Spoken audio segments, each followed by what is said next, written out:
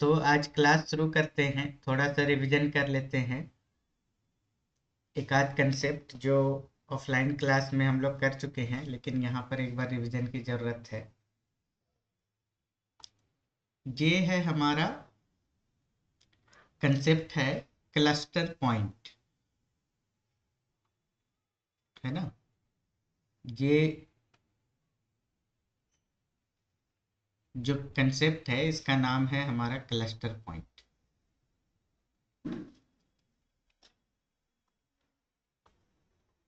Cluster points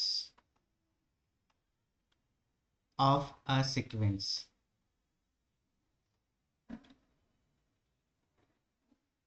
इसी को दूसरे भाषा में हम लोग क्या कहते हैं, लिमिट पॉइंट्स, है ना।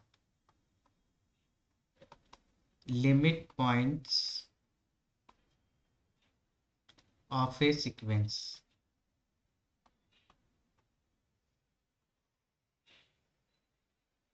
ठीक है। तो अगर इसको आसान भाषा में समझा जाए तो अगर किसी, ये है हमारा रियल नंबर, इस रियल नंबर सिस्टम में, है ना, रियल लाइन पे कोई भी अगर एक ऐसा पॉइंट हो जिसको हम सपोज L1 कह रहे हैं, है ना। अब इस L1 के आसपास, इस L1 का एक हम लोग क्या कर रहे हैं, नेबरहुड बना रहे हैं। नेबरहुड कहने का मतलब क्या होता है, पड़ोसी। तो इस L1 के आसपास के क्षेत्र को हम लोग क्या कहेंगे, नेबरहुड कहेंगे। तो सपोज राइट हैंड साइड को हम लोग क्या कह दिए, L1 से थोड़ा सा ज्यादा है तो इसको हम लोग क्या कह दिए, L1 प्लस एप्सिलन। एप्सिलन क्या होता है, बहुत ही छोटा नंबर है, very very small positive number. ठीक है। तो L1 से आगे एक पॉइंट ले लिए L1 प्लस एप्सिलन, और L1 से पीछे एक पॉइंट ले लिए यहाँ पर, ये है L1 माइनस एप्सिलन। तो ये जो पूरा इंटरवल होगा, ये पूरा इंटरवल जिसको हम रेड से डिनोट कर रहे हैं, ये क्या कहलाएगा, L1 का नेबरहुड कहलाएगा। तो L1 minus epsilon comma L1 plus epsilon, इसको अगर हम लोग ओपन इंटरवल में लिखें तो ये क्या कहलाएगा, नेबरहुड, है ना। नेबरहुड को शॉर्ट में हम लोग NBD लिखते हैं। नेबरहुड मतलब पड़ोसी, है ना। Neighbourhood of L1। तो अब हम लोग आते हैं, लिमिट पॉइंट किसको कहेंगे, मतलब L1 को लिमिट पॉइंट कह सकते हैं कि नहीं, है ना। कि L1 हमारा लिमिट पॉइंट हो सकता है कि नहीं, किसी गिवन सीक्वेंस का xn का लिमिट पॉइंट L1 है कि नहीं, ये कैसे पता चलेगा। तो अगर xn, ये जो सीक्वेंस है इसका टर्म L1 का कोई भी नेबरहुड बनाए, यहाँ तो एक नेबरहुड फॉर एग्जांपल हम दिखाए हैं, तो अगर L1 का कोई भी नेबरहुड लिया जाए, है ना, नेबरहुड का साइज बड़ा छोटा हम लोग कर सकते हैं इस तरह से, इस तरह से इस नेबरहुड का साइज बड़ा छोटा कर सकते हैं। तो क्या कहता है कि L1 का कितना भी छोटा से छोटा नेबरहुड क्यों ना लिया जाए, अगर xn का टर्म उस नेबरहुड में आता जाए, है ना, xn का टर्म आता जाए, मतलब n का वैल्यू कितनों आगे बढ़ा लिया जाए, कोई ना कोई सीक्वेंस का टर्म L1 के जितना भी छोटा से छोटा नेबरहुड लिया जाए, अगर उसमें आ जाए, तब हम लोग क्या कहेंगे, L1 को लिमिट पॉइंट कहेंगे। तो इसको हिंदी में एक बार समझ लेते हैं, है ना, कि L1 का चाहे जितना भी छोटा नेबरहुड लिया जाए,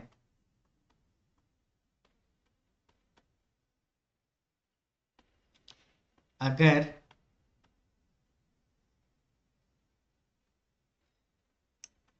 xn के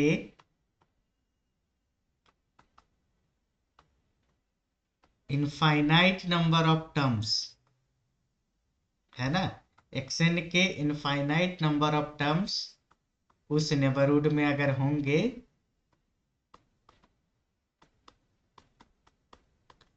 तो L1 को हम लोग क्या कहेंगे, L1 को लिमिट पॉइंट कहेंगे।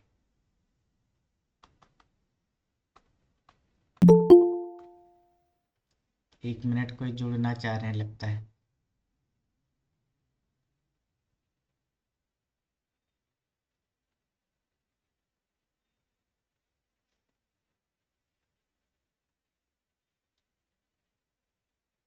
ठीक है, तो L1 को हम लोग क्या कहेंगे, लिमिट पॉइंट कहेंगे।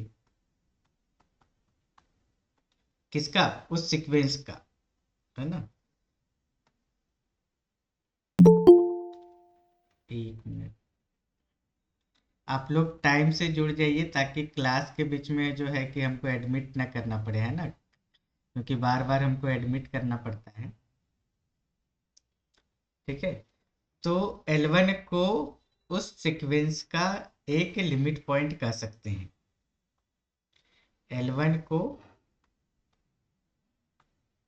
इस सीक्वेंस का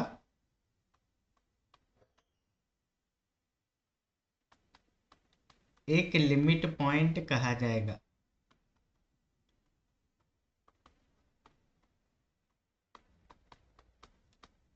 ठीक है, तो फॉर एग्जाम्पल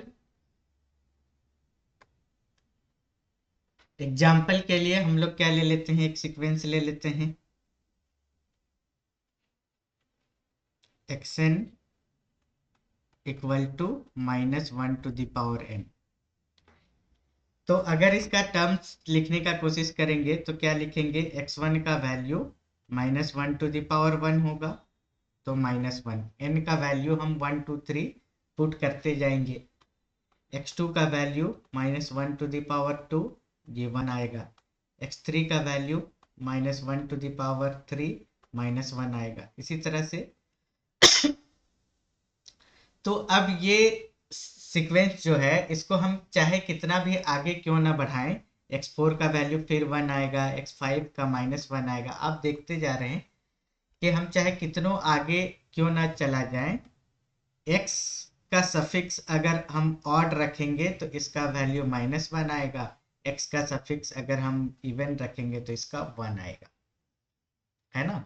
तो ऑड में कौन कौन से आएंगे, ऑड में इनफाइनाइट नंबर ऑफ टर्म्स हैं, है ना। N, odd odd odd number, odd natural number की संख्या कितनी है, बहुत ज्यादा है, इनफाइनाइट है। इवन नेचुरल नंबर की संख्या कितनी है, बहुत ज्यादा है, इनफाइनाइट है। तो कहने का मतलब है जो ये रियल लाइन हम बनाएंगे इसमें एक नंबर रहेगा -1, एक नंबर रहेगा 1। तो इसका -1 का कितना भी छोटा क्यों ना नेबरहुड ले लेंगे, इस नेबरहुड के अंदर सारे ऑड टर्म आ जाएंगे, मतलब इसके अंदर x1 भी है, क्योंकि इसी पे सारे सारे ऑड सफिक्स का वैल्यू क्या आएगा, -1 आएगा, तो x1 भी इसके अंदर, x3 भी इसके अंदर, x5 के इसके अंदर, x7 भी इसके अंदर, सारे चाहे कितना भी 1,00,000 1 भी ले लेंगे तो भी ये इसी के अंदर आएगा। तो बहुत सारे इनफाइनाइट नंबर ऑफ टर्म्स क्या हो रहा है, -1 का इस नेबरहुड में आ रहा है। ठीक है, इवन यहाँ तो एग्जैक्टली -1 का वैल्यू आ रहा है, अगर नेबरहुड में भी रहता तो भी हमारा काम चल जाता, यहाँ तो एग्जैक्टली क्या हो रहा है, -1 वैल्यू आ रहा है। तो हम लोग क्या कह सकते हैं, -1 को इस दिए गए सीक्वेंस का एक क्या कह सकते हैं, लिमिट पॉइंट कहेंगे। ठीक है, फिर इसी तरह से 1 का कोई नेबरहुड अगर हम ले ले, चाहे ये नेबरहुड कितना भी छोटा, छोटे से छोटा क्यों ना हो जाए, इसमें सारे ऑड टर्म्स सब आए, सारे इवेंट टर्म्स आएंगे, है ना। इवेंट टर्म्स का वैल्यू कितना है, 1 है, तो x2 भी इसके अंदर आएगा, x4 भी इसके अंदर आएगा, x6 भी इसके अंदर आएगा, x8 भी इसके अंदर आएगा, जितने भी सारे सारे इवेंट टर्म्स इसके अंदर आएंगे, और इसमें सारे ऑड टर्म्स आएंगे। तो इस तरह से हम क्या देख रहे हैं कि इस सीक्वेंस का 2 लिमिट पॉइंट मिल रहा है। ठीक है, और रफ लैंग्वेज में अगर कहें तो जो भी पॉइंट के आसपास आपको झुंड सा दिखाई दे वही आपका क्या है, लिमिट पॉइंट है। मैथमेटिकली बात करेंगे तो हम लोग जैसे पहले लिखे हैं वैसे कहेंगे कि किसी रियल नंबर का चाहे जितना भी छोटा नेबरहुड क्यों ना लिया जाए, अगर उस नेबरहुड के अंदर सीक्वेंस का इनफाइनाइट नंबर ऑफ टर्म्स आ जाए, तो हम उस रियल नंबर को सीक्वेंस का लिमिट पॉइंट कहेंगे। ठीक है, ये बात क्लियर हो गया। तो अब लिमिट पॉइंट में और एक एग्जांपल देख लीजिए। एग्जाम्पल में अगर हम और एक ले लें, xn इक्वल टू 1/n, तो आप देख रहे हैं इसका टर्म किस तरह से होगा। x1 का वैल्यू 1 आएगा, है ना, n का वैल्यू 1 पुट करने पर फाइनल वैल्यू हमारा 1 आएगा। x2 1/2, x3 1/3, x4 1/4, इसी तरह से चलता जाएगा। तो अब इसका वैल्यू किस तरह से आ रहा है, देखिए 1 आ रहा है, 1/2 आ रहा है, 1/3 आ रहा है, यहाँ पे कहीं पर 0 है। तो आप अगर 0 के आसपास कोई भी नेबरहुड बनाएंगे, तो कुछ समय के बाद, है ना, कुछ पॉइंट्स बाहर जरूर हैं, लेकिन कुछ समय के बाद आपको क्या पता चलेगा कि इसके अंदर सारे पॉइंट्स आ गए, है ना। कुछ टर्म्स के बाद, कुछ फाइनाइट टर्म्स के बाद आपको क्या पता चलेगा, इसके अंदर सपोज इस नेबरहुड का इस ऐसा साइज है कि 1/1000 इसके अंदर आ गया, तो इसके बाद सारे इसी के अंदर आएंगे, 1/1001 भी इसी के अंदर आएगा। ठीक है, 1/1002 भी इसी के अंदर आएगा। अब इसके बाद जितने आएंगे सारे इस नेबरहुड के अंदर ही आएंगे। मतलब इस नेबरहुड में इनफाइनाइट नंबर ऑफ टर्म्स हो गए इस सीक्वेंस के, तो इसीलिए जीरो को क्या कहेंगे, zero is the limit point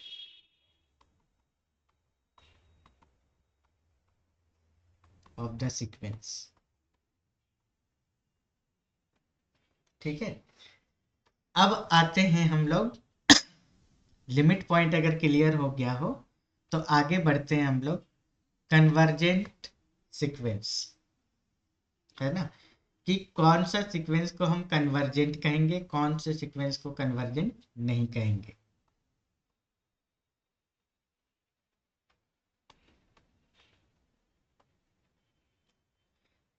तो लिमिट पॉइंट के कंसेप्ट से ही हम लोग आते हैं कि लिमिट पॉइंट के कंसेप्ट से हम लोग क्या जानने का कोशिश करते हैं कि कौन सा सीक्वेंस को हम लोग कन्वर्जेंट कहेंगे। तो ऐसा सीक्वेंस जिसका सिर्फ एक लिमिट पॉइंट हो, उसको हम लोग क्या कहेंगे, कन्वर्जेंट सीक्वेंस। तो क्या लिखेंगे यहां पर, convergent sequence has only one limit point.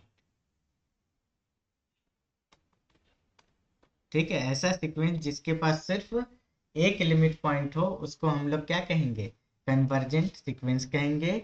और इस लिमिट पॉइंट को तब क्या कहेंगे, सीक्वेंस का लिमिट कहेंगे। And then this limit point is called the limit of the sequence, है ना। लिमिट पॉइंट के जगह पॉइंट वर्ड को हटा देंगे तो क्या बनेगा, लिमिट बनेगा। तो हम लोग क्या कहेंगे, लिमिट कहेंगे तब। तो लिमिट पॉइंट और लिमिट में क्या अंतर है, ये आपको समझ में आ गया। तो ऐसा सीक्वेंस जिसके पास सिर्फ एक लिमिट पॉइंट हो, उसको हम लोग क्या कहेंगे, कन्वर्जेंट सीक्वेंस कहेंगे।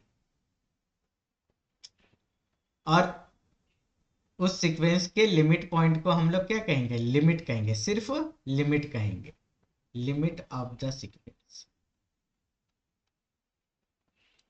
तो अभी एग्जाम्पल के केस में हमने क्या देखा कि xn इक्वल टू -1 ये जो सीक्वेंस है ना, ये जो सीक्वेंस है, इसके पास कितना लिमिट पॉइंट था, 2 लिमिट पॉइंट था।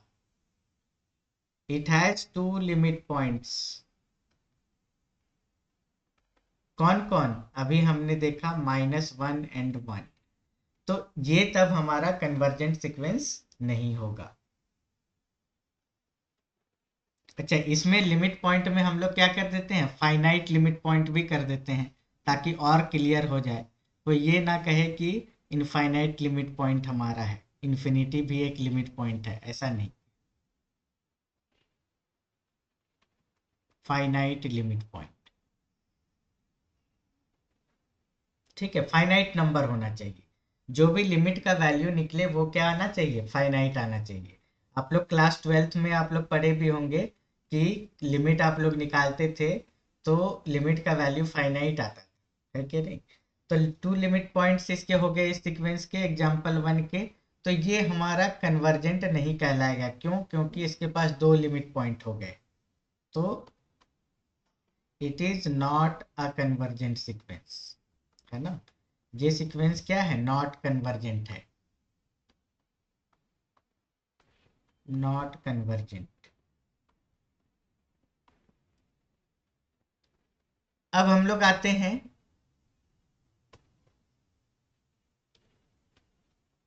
दूसरा जो एग्जाम्पल लिए थे, क्या था example, X N equal to 1/n।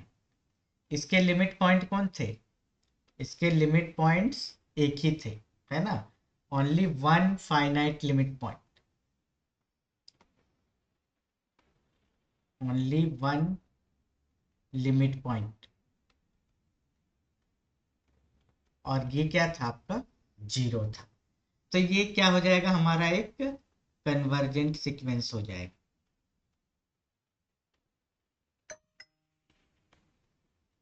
ठीक है, अब ये तो हम किस रास्ते से आए, हम लिमिट पॉइंट्स के रास्ते से आए कि कन्वर्जेंट सीक्वेंस को कैसे पहचानेंगे।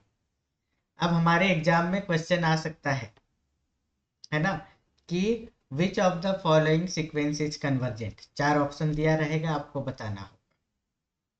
ठीक है ना, तो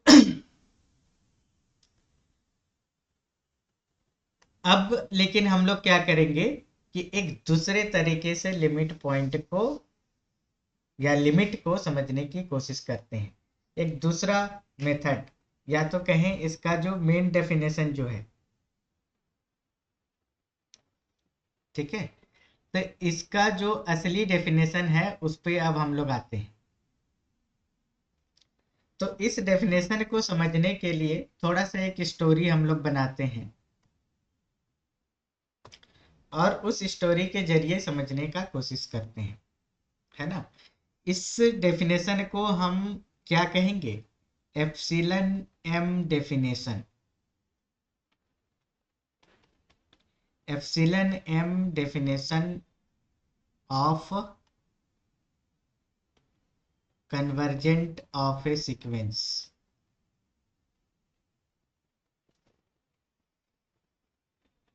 तो इस डेफिनेशन, मतलब ये जो हमारा हेडिंग है इसी से क्लियर है कि दो जो यहाँ पर सिंबल लिखा गया है एप्सिलन और एम, इसका काफी इंपॉर्टेंस इस डेफिनेशन में रहने वाला है।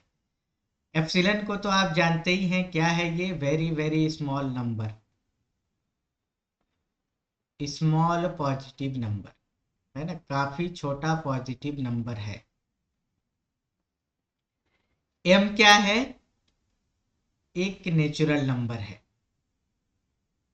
एम क्या, एम से हम लोग क्या समझेंगे, कोई नेचुरल नंबर को समझेंगे। एम किसको डिनोट कर रहा है, नेचुरल नंबर को डिनोट कर रहा है। ठीक है, अब इसमें क्या कहते हैं हम, अब कन्वर्जेंट सीक्वेंस कैसे पता चलेगा, जब किसी सीक्वेंस का लिमिट हमको मिल जाएगा तो हम क्या कहेंगे, कन्वर्जेंट सीक्वेंस कहेंगे। ठीक है, तो लिमिट का कैंडिडेट कौन होगा, है ना, लिमिट के लिए किसको सेलेक्ट करेंगे, तो जो भी हमारे लिमिट पॉइंट आए हैं उन्हीं में से किसी को सेलेक्ट करेंगे। ठीक है, तो एक हमारा क्या होगा, लिमिट होगा, एल को हम क्या कह रहे हैं, लिमिट कह रहे हैं। तो ये अब क्वेश्चन, यहाँ पे क्वेश्चन मार्क लगा देते हैं, अगर एग्जिस्ट करेगा, अगर लिमिट हमको मिलेगा तभी हम क्या कहेंगे, सीक्वेंस को कन्वर्जेंट कहेंगे। अगर लिमिट मिलेगा तभी सीक्वेंस कन्वर्जेंट कहलाएगा। है ना, तभी सीक्वेंस कन्वर्जेंट को शॉर्ट में CGT भी लिखते हैं, कहलाएगा। ठीक है, तो लिमिट एग्जिस्ट किया कि नहीं, मतलब लिमिट मिला कि नहीं, इसके लिए जो परिभाषा है उसको समझने के लिए हम क्या कहते हैं कि हिंदी में पहले समझ लेते हैं कि जैसा लिमिट पॉइंट का डेफिनेशन था उसी तरह से ये भी है ना, लेकिन थोड़ा सा क्या है, अलग है, थोड़ा सा क्या है, अलग है। तो इसमें हम क्या कहेंगे कि अगर किसी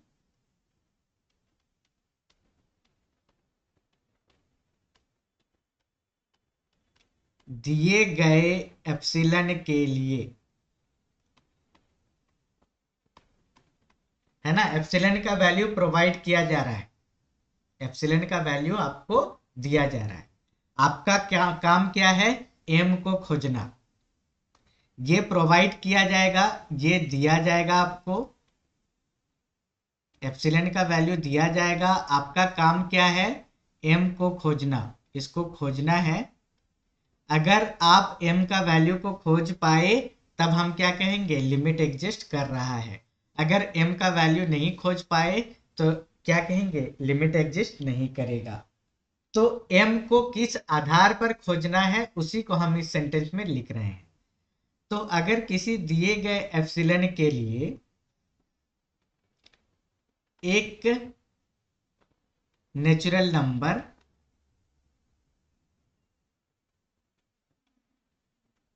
m ऐसा मिल जाए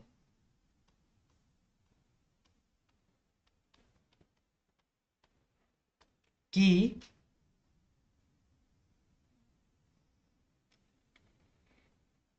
xn और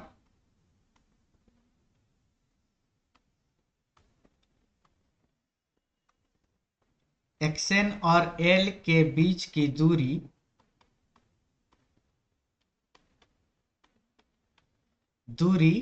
एप्सिलन से कम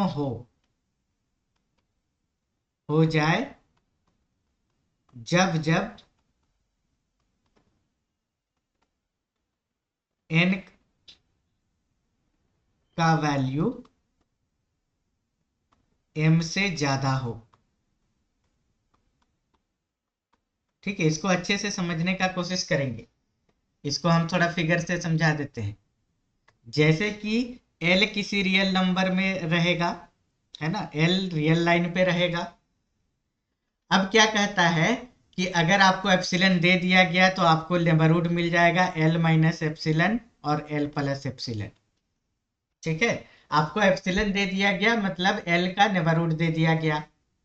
अब क्या कहता है, अब अगर हम इसको अरेंज करके ऐसे लिखें x2 x3 x4, अब ये नेबरहुड दे दिया गया, तो अगर ये जो नेचुरल नंबर है 1 2 3 4, इसमें इस सीक्वेंस में से कोई एक ऐसा टर्म खोज लिए, है ना, एक ऐसा टर्म खोज लिए xm कि इसके बाद आने वाले इसके बाद आने वाले सारे टर्म, है ना, इसके बाद आने वाले सारे टर्म कहाँ हो जाए, जहां पर आ जाए,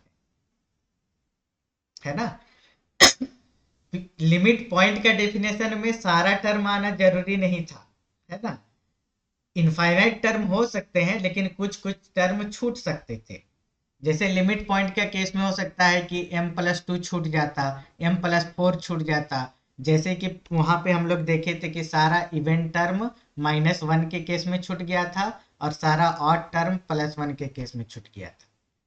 लेकिन यहां पर क्या होगा कि कुछ फाइनाइट टर्म जो कि x1 से लेकर xm तक यहाँ पर देख रहे हैं, कुछ फाइनाइट टर्म के बाद अगर बाकी सारा टर्म L के इस नेबरहुड में आ गया तब हम लोग क्या कहेंगे, L को सीक्वेंस का लिमिट कहेंगे। ठीक है, तो ऐसा कब कब होगा, अगर हम इस एप्सिलन को चेंज कर दे तो हो सकता है m के जगह कुछ और आ जाए, है ना, ये m का वैल्यू बदल जाए। ठीक है, ये कोई बात नहीं, ये बदल जाए तो उससे कोई दिक्कत नहीं, लेकिन आप हमेशा m का वैल्यू खोजने में अगर कामयाब हो जाए, है ना, हो सकता है ये ऐसे हो, हम एप्सिलॉन का वैल्यू बदल दें, तो हो सकता है कि m के बाद कहीं पर आप कोई एक ऐसा वैल्यू मिल जाए, xm तक हो सकता है कि ये इस नेबरहुड के अंदर ना आए, लेकिन सपोज कोई भी एक इधर ले लेते हैं, xm के बाद कोई xk मान लेते हैं, है ना, एक xk आपको मिल गया, कि इसके बाद का सारा टर्म, इसके बाद का सारा टर्म आपका कहाँ आ जाएगा, इस नेबरहुड में अगर आ, ठीक है, तब हम क्या कहेंगे, एल को लिमिट कहेंगे इस सीक्वेंस का। ठीक है, तो हर एक बार जैसे जितना भी एप्सिलॉन क्यों ना चेंज किया जाए, आपको जो है m का वैल्यू आपको मिलना चाहिए। अगर m का वैल्यू नहीं मिल पाया, इसका मतलब आपका सीक्वेंस कन्वर्जेंट नहीं हुआ। तो यहाँ पर क्या हो रहा है, किस तरह से हो रहा है कि दो पर्सन के बीच में एक तरह से फाइट हो रहा है। ये पर्सन एप्सिलॉन प्रोवाइड कर रहा है पर्सन टू को, ये सपोज पर्सन वन है, ये क्या है, पर्सन टू है। पर्सन वन क्या कह रहा है, एप्सिलॉन फेंक के मार रहा है पर्सन टू को, ये थोड़ा देरी सोचता है और m का वैल्यू जो है कि पता करने का कोशिश करता है। पर्सन वन एप्सिलॉन वन अगर देता है तो m1 खोजने का कोशिश करता है, एक कोई ना कोई नेचुरल नंबर खोजने का कोशिश करता है, जिसके बाद का सीक्वेंस का सारा टर्म l के आसपास चले आए, है ना, l के काफी नजदीक आ जाए, या फिर कहें कि उसके बाद का सारा टर्म क्या हो जाए, एल से अगर दूरी के रूप में मापे तो एप्सिलॉन वन से कम हो। ठीक है, इस तरह से।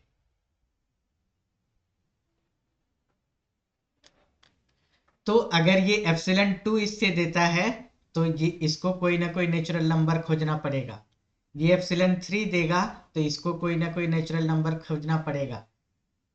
और किस तरह से खोजेगा, कि एल और एक्सएन का बीच का दूरी, ये किस तरह से आ जाए, ऐसे खोजेगा ये कि एक्सएन और एल का बीच का दूरी एप्सिलॉन वन से कम हो जाए। कब कब, जब जब एन का वैल्यू m1 से बड़ा हो। ठीक है, फिर एप्सिलॉन टू अगर person one epsilon two person two को देगा, तो इसे क्या खोजना पड़ेगा, एक्सएन और एल के बीच का दूरी एप्सिलॉन टू हो जाए। कब कब, जब जब एन का वैल्यू m2 से बड़ा हो। फिर अगर एप्सिलॉन थ्री देता है, तो पर्सन टू को क्या करना पड़ेगा, m3 खोजना पड़ेगा।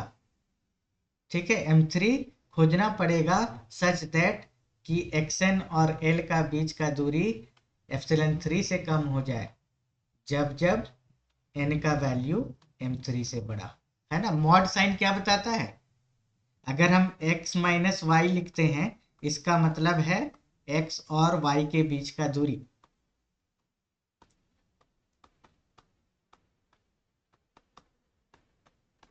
ठीक है, अब इस पूरे कहानी को अगर समझ गए हैं, तो अब हम लोग इंग्लिश में इसको लिखने का कोशिश करते हैं। Definition of limit and convergent sequence,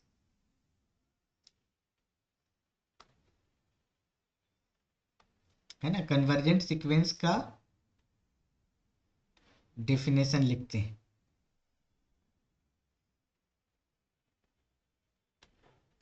a sequence xn is said to be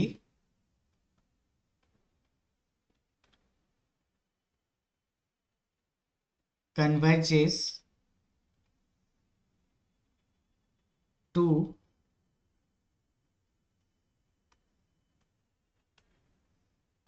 its limit L if for given any epsilon there exist, है ना, ये आप खोज रहे हैं, there exist a natural number m। अब कैसा खोजे, m का वैल्यू आप कैसा खोजे कि सच दैट xn और l के बीच का दूरी एप्सिलन से छोटा हो जब जब n का वैल्यू m से बड़ा लिया जाए। ठीक है, तो इस तरह से अगर पूरा कहानी को आप समझ जाते हैं तो कन्वर्जेंट सीक्वेंस का आप ऑटोमेटिकली क्या कर सकते हैं, इसका डेफिनेशन लिख सकते हैं अपने भाषा में। अब ये जो डेफिनेशन है इसके हिसाब से जो हमारा दो एग्जाम्पल था उन दो एग्जाम्पल्स को वेरीफाई करने का कोशिश करते हैं। मतलब ये जो डेफिनेशन लिखे हैं उसके आधार पर हम एग्जाम्पल को टेस्ट करेंगे, है ना। पहला एग्जाम्पल क्या था, xn equal to -1 to the power m।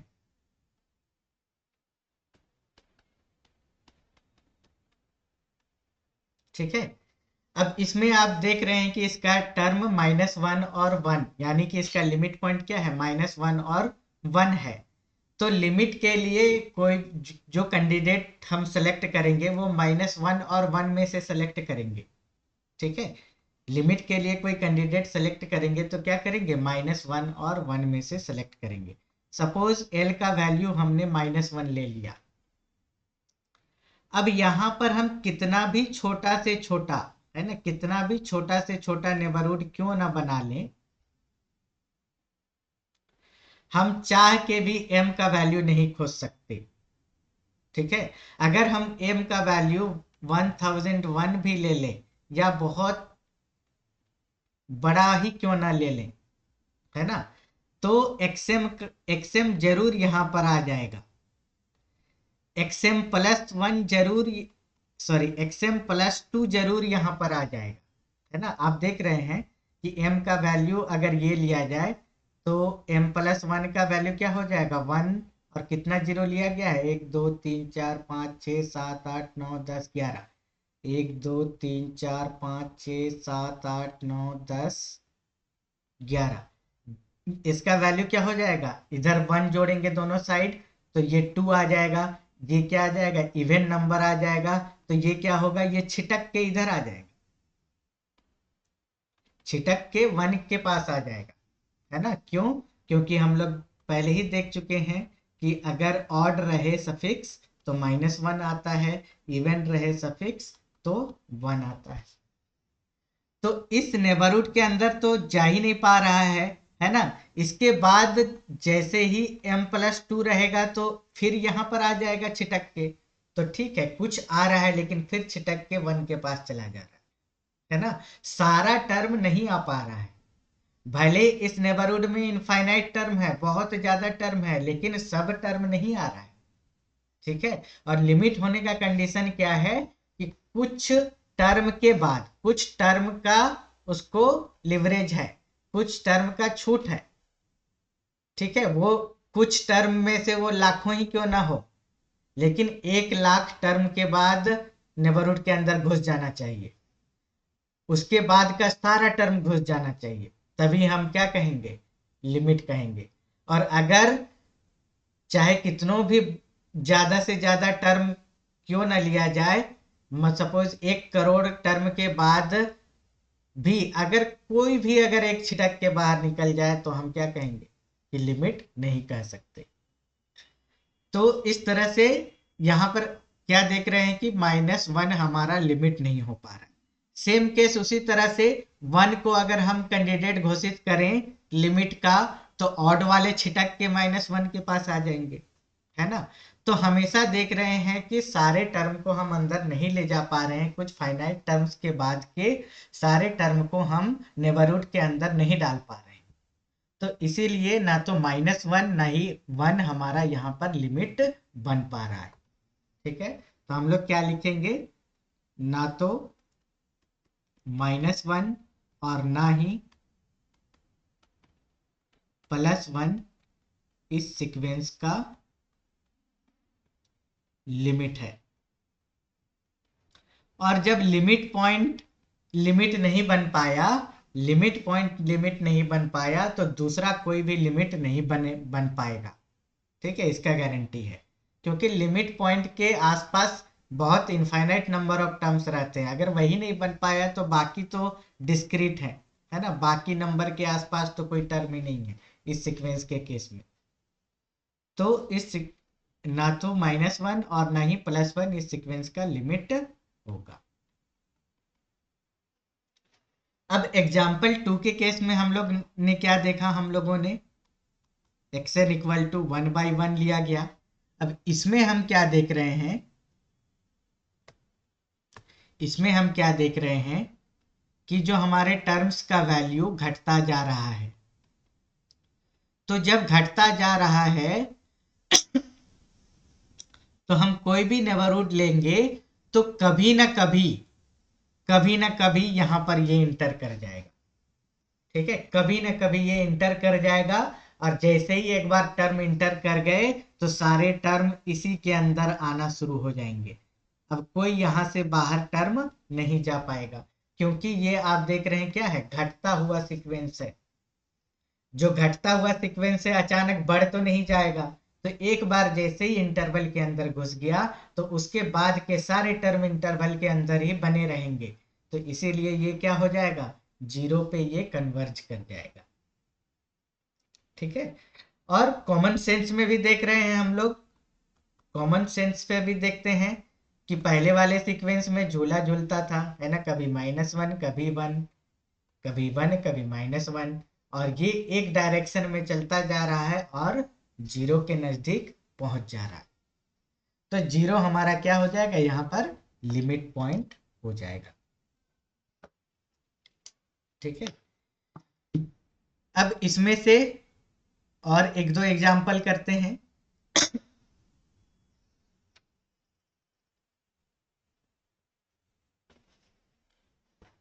अब जैसे कि डेफिनेशन के हिसाब से 1/n में हम m का वैल्यू m का वैल्यू फाइंड आउट करने की कोशिश करते हैं, है ना।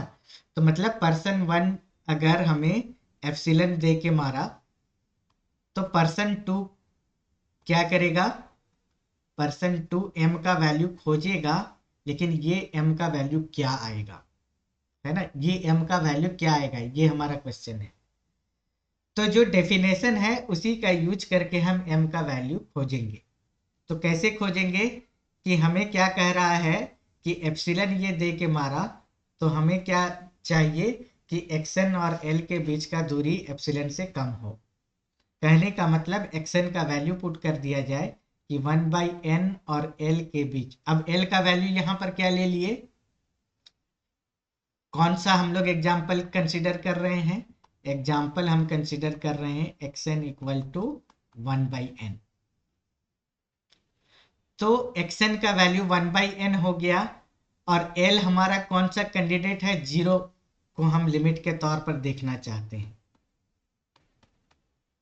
ठीक है, तो ये क्या आ जाएगा, mod of 1/n is less than epsilon.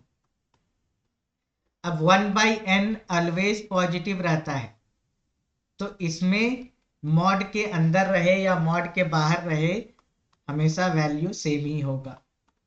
ठीक है, तो मॉड हम हटा सकते हैं, पॉजिटिव संख्या में मॉड लगाइए या ना लगाइए कोई फर्क नहीं पड़ता है। अब एक चीज यहां पर सीख लीजिए कि अगर रेसिप्रोकल लिया जाए तो साइन चेंज हो जाता है ना, ये चीज को आप लोग ध्यान रखिएगा। रेसिप्रोकल कोई भी इनइक्वालिटी में अगर रेसिप्रोकल लिया जाए तो साइन क्या हो जाता है, चेंज हो जाता है। तो n क्या हो जाएगा यहां पर, ग्रेटर देन 1/एप्सिलन, है ना। यहां पर एप्सिलन है, कहने का मतलब एप्सिलन/1 है। तो n/1 इक्वल टू 1/एप्सिलन। तो ये क्या आ गया, n का वैल्यू 1/एप्सिलन से बड़ा हो गया। तो कहने का मतलब अब इसके जरिए हम पर्सन 1 से लड़ाई कर सकते हैं। कैसा लड़ाई, यहां पर देखिए, ये एप्सिलॉन का वैल्यू अगर 0.1 रखेगा तो %2 क्या करेगा, ये है %1, ये है %2। m का वैल्यू इस फॉर्मूला से निकालेगा। m किससे बड़ा होना चाहिए, 1/0.1 से, कहने का मतलब 10 से बड़ा। अब ये 10 से बड़ा कोई भी वैल्यू ले सकता है। m का वैल्यू अब यहाँ पर 11 भी रख सकता है, 12 भी रख सकता है, कोई भी वैल्यू रख सकता है। तो अब %1 को चिंता होने लगा, ये सोचा कि क्यों ना एप्सिलॉन का वैल्यू और छोटा कर दिया जाए। लेकिन %2 काफी खुश है क्योंकि इसको फॉर्मूला मिल चुका है।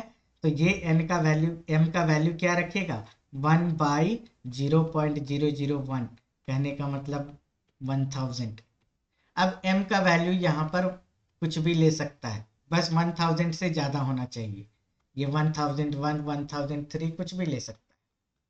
ठीक है, तो इस तरह से हम क्या देख रहे हैं, %2 जो है ये m का वैल्यू खोजने में सफल हो रहा है, इसीलिए ये सीक्वेंस क्या होगा, एक कन्वर्जेंट सीक्वेंस कहलाएगा। ठीक है, अब कुछ होमवर्क हम दे देते हैं यहाँ पर। होमवर्क क्या देते हैं, होमवर्क है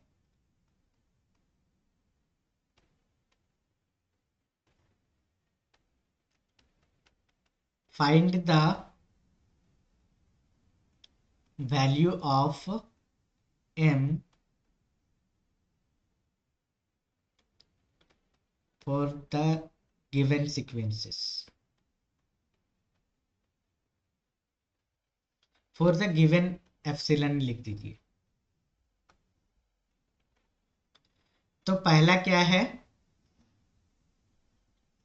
पहला है हमारा सीक्वेंस है 1/n²। दूसरा सीक्वेंस है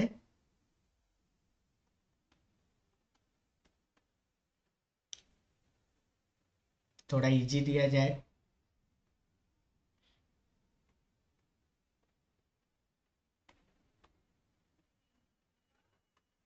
जी, ये दोनों के लिए आप बना के लाइएगा। ठीक है, तो आज क्लास को इतना ही रखते हैं।